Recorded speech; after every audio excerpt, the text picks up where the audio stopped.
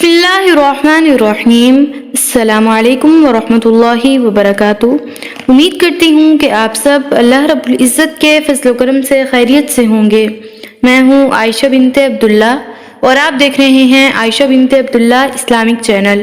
میری ریکویسٹ ہے ویڈیو کو اینڈ تک ضرور دیکھیے گا۔ عزیز سامعات، آج اللہ رب العزت نے مجھے جس موضوع پر لب کشائی کرنے کا موقع دیا وہ ہے زکوٰۃ۔ دعا ہے کہ اللہ پاک حق اور سچ بیان کرنے کی توفیق عطا فرمائے اور غلطیوں سے درگزر فرمائے۔ موضوع کا آغاز کرتے ہیں۔ عزیز سامعات، زکوٰۃ عربی زبان کا لفظ ہے جس کے معنی پاکیزگی، برکت اور اضافے کے ہیں، یعنی زکوٰۃ دینے والے شخص کا بقیہ مال پاک ہو جاتا ہے، اللہ تعالیٰ اس میں برکت ڈال دیتا ہے اور اس میں اضافہ کرتا ہے۔ شرعی طور پر زکوٰۃ اسلام کا تیسرا رکن ہے۔ رسول اللہ صلی اللہ علیہ وسلم نے فرمایا، اسلام کی بنیاد 5 چیزوں پر رکھی گئی ہے۔ اس بات کی گواہی دینا کہ اللہ تعالیٰ کے سوا کوئی معبود نہیں اور محمد صلی اللہ علیہ وسلم اللہ کے رسول ہیں، نماز قائم کرنا، زکوٰۃ ادا کرنا، بیت اللہ کا حج کرنا اور ماہ رمضان کے روزے رکھنا۔ زکوٰۃ ہر اس مسلمان پر فرض ہے جس کے پاس اسلام کی مقرر کردہ کم از کم مالیت پورے 1 سال تک موجود رہے۔ وہ اپنے مال میں سے 40واں حصہ یعنی 2.5% ان لوگوں کو دے جن کا ذکر قرآن مجید میں ہے۔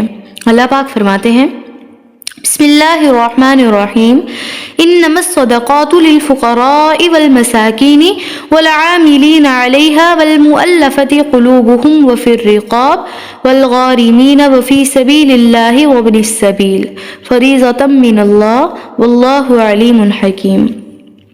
زکوٰۃ تو صرف فقیروں اور مسکینوں اور ان اہرکالوں کے لیے ہے جو اس کی وصولی پر مقرر ہیں، اور ان کے لیے جن کی دلداری مقصود ہے، اور گردنیں چھڑانے اور قرض داروں کے قرض اتارنے کے لیے، اور اللہ کی راہ میں مسافروں کی مدد کے لیے۔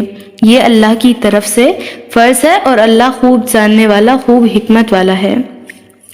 زکوٰۃ غریبوں اور ضرورت مندوں کے ساتھ اظہار شفقت کا ایک بھرپور مظاہرہ ہے۔ اس سے ناداروں کو اپنی ضروریات پوری کرنے اور قرضے وغیرہ ادا کرنے میں مدد ملتی ہے۔ زکوٰۃ کے ذریعے سے دل خود غرضی اور ہوس دولت کی ناپاکی سے محفوظ ہو جاتا ہے۔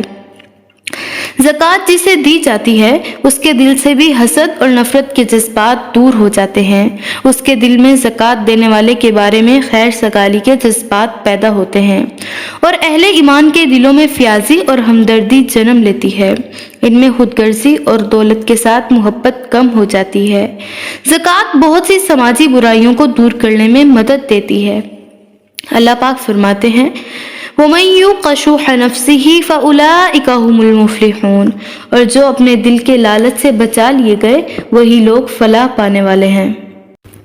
عزیز سامعات، دین اسلام واضح طور پر حکم دیتا ہے کہ دولت چند ہاتھوں میں مرکوز نہ ہونے دی جائے اور اسے مسلسل گردش میں رکھا جائے۔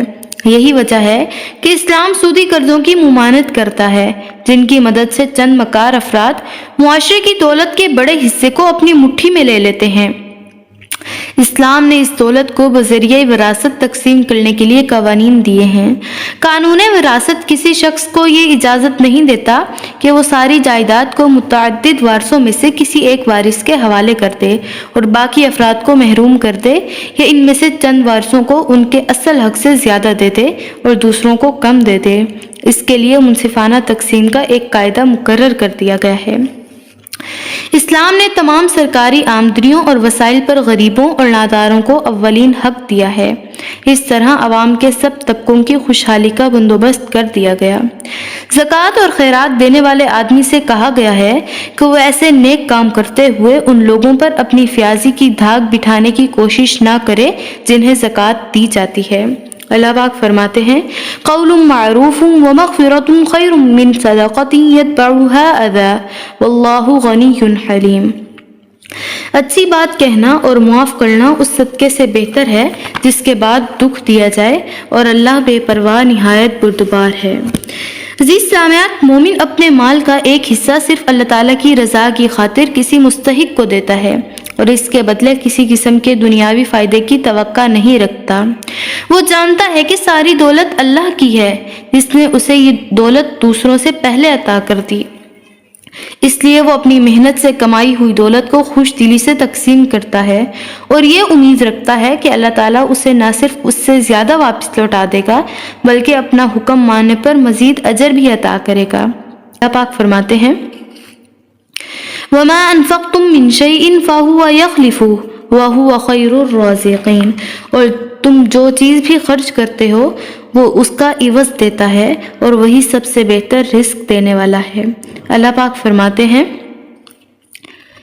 ان الذين يتلون كتاب الله واقاموا الصلاة وانفقوا مما رزقناهم سرا وعلانية يرجون تجارة لن تبور، بلا شبہ جو لوگ کتاب اللہ کی تلاوت کرتے ہیں اور نماز قائم کرتے ہیں اور جو کچھ ہم نے انہیں دے رکھا ہے اس میں سے پوشیدہ اور علانیہ طور پر خرچ کرتے ہیں، وہ ایسی تجارت کی امید رکھتے ہیں جو ہرگز تباہ نہ ہوگی۔